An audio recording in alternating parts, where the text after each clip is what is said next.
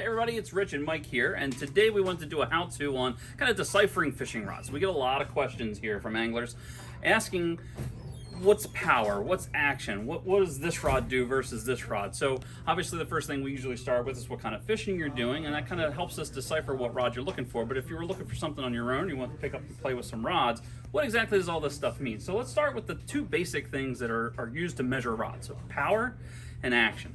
So you had some really good explanations on action. So explain action. Where do you find action on a rod? So there's a couple of different types of action. So there's extra fast, fast, moderate, and then slow. So what that all means is where the rod is going to bend, starting the bend. So like an extra fast is going to bend in the first section of the rod. So as you can see, this is an extra fast. So see how that bend kind of bends in the first quarter of the rod. So if it was a fast action, it'd bend a little bit farther down. Moderate would a little bit farther down, then you get into the slow or glass, where it's going to bend throughout the entire rod, giving it more like a spongy type feel. But this is, for me, perfect jigging rod. Yeah, absolutely. And exactly what that does is it allows your rod to snap back to true, back to its original state. So an extra fast will be extra fast going back to the original place of the rod. Yeah, absolutely, and that's really important, especially for you guys looking for jigging rods versus crankbait rods versus casting lures, whatever it may be. So having the right action is a really good thing to. And what you remember is action. So the action is going to pertain to how the rod is going to react with the lures you're using. So think about like what kind of action do I want out of my lures? What kind of action do I need out of my rod? So that pertains to the top of the rod. So power is on the other end. So power is down here. Power is going to refer to the fighting power of the rod. How strong is the rod? And they're usually medium, medium heavy, medium light. That's how they usually denote them.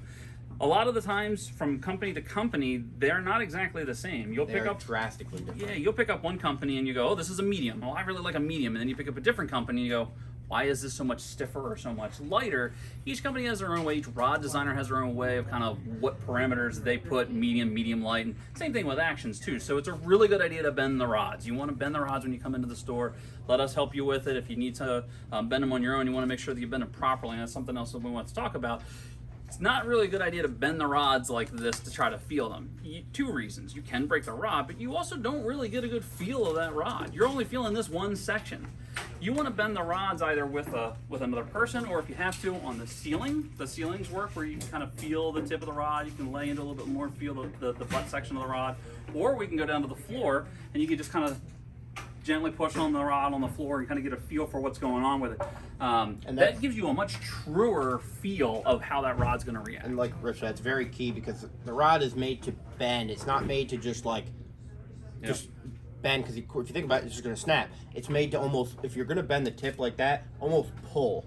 So you're not just pulling straight down. You want to be able to pull and feel it, so you can feel the rod. Because if you were to just pull it, you snap it right in half. It's like a twig. If you, like a flimsy type of stick, if you just pull the stick and you just pull it real hard, it's going to snap. If you pull it gradually and softly, it's going to just bend nice.